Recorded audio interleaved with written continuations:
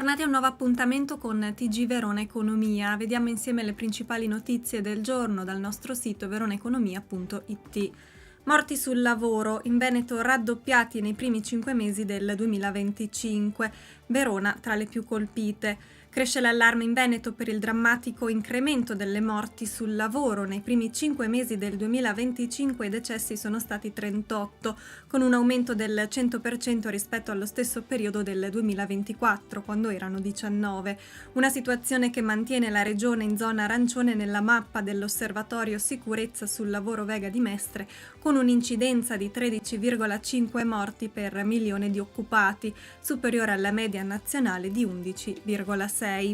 Andiamo avanti, adesso passiamo alla sanità. Allarme infermieri. Nursing Up afferma in Italia servono 175.000 professionisti in più. La carenza di infermieri in Italia raggiunge livelli allarmanti. Secondo il report 2025 del sindacato Nursing Up, elaborato su dati OCSE ed Eurostat, il nostro paese scivola verso il fondo della classifica europea per numero di professionisti. Appena 6,2-6,4 infermieri ogni 1.000 abitanti, contro una media europea ben più alta. Peggio di noi solo 7 nazioni, tra cui Spagna, Grecia e Polonia, mentre in cima figurano Svizzera, Norvegia e Finlandia. Andiamo avanti adesso, la Human Intelligence al centro dell'innovazione, T2IQ del 2024 con più 14% di fatturato. L'Activity Report 2024 evidenzia un network di oltre 340 partner e progetti strategici tra sostenibilità, digitalizzazione e trasferimento tecnologico. Verona è tra i territori protagonisti. Parliamo adesso di turismo. Nel veronese segnali positivi per l'estate 2025.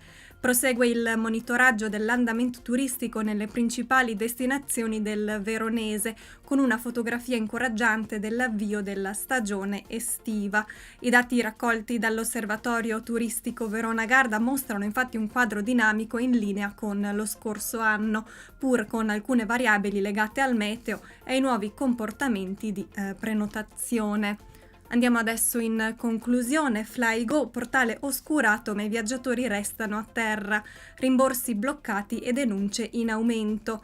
Federconsumatori denuncia l'ennesima truffa online legata al turismo, utenti beffati da biglietti fantasma e nessun rimborso. Attivo anche lo sportello SOS Turista. Questa era l'ultima notizia, grazie per averci seguito, arrivederci al prossimo appuntamento con l'informazione locale di Radio Adige TV.